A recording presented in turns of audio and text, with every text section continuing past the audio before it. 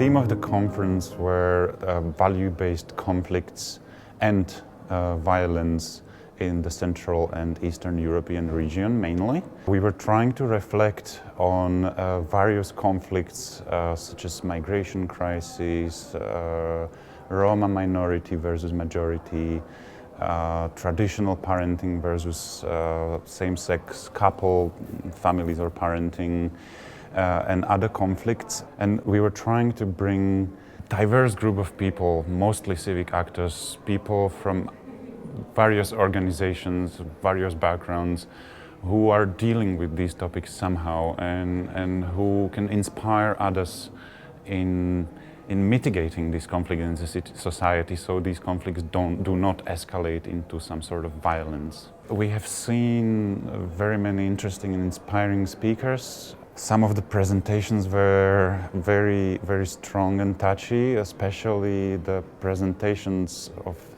personal stories, people who had a personal experience with various forms of violence. We had a Scottish presenter, Mike Hines, who lost his brother in Syria. His brother was a humanitarian worker and he was beheaded. He was telling us his way of personal dealing with this tragedy, which greatly affected his family, and the forgiveness he's trying to promote among the society and other people.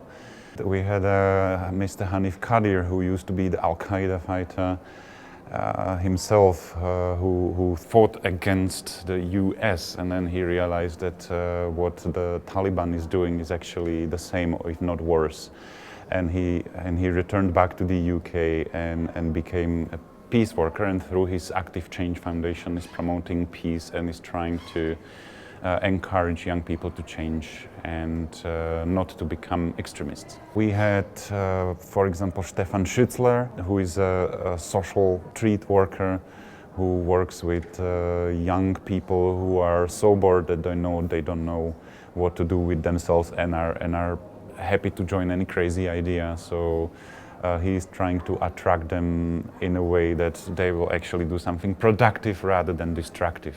We were having a long session on which was touching the issue of the currently forming European Network for Nonviolence and Dialogue, where we are trying to connect various civic actors from the Central and Eastern Europe and Germany and other parts of Europe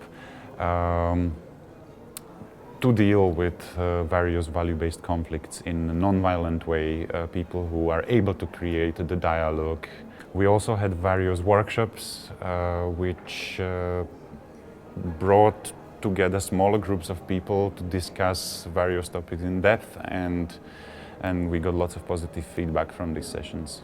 We were running something what we call a simulation of the Truth and Reconciliation Committee in South Africa.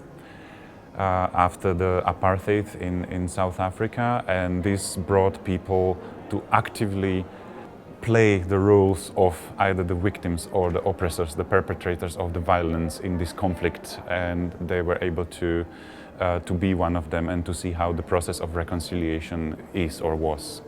I had extremely good feeling from the diversity of the people who came to this conference. We had more than 30 speakers from 15 different countries who were representing various stories and approaches to mitigating conflicts or radicalization in the society.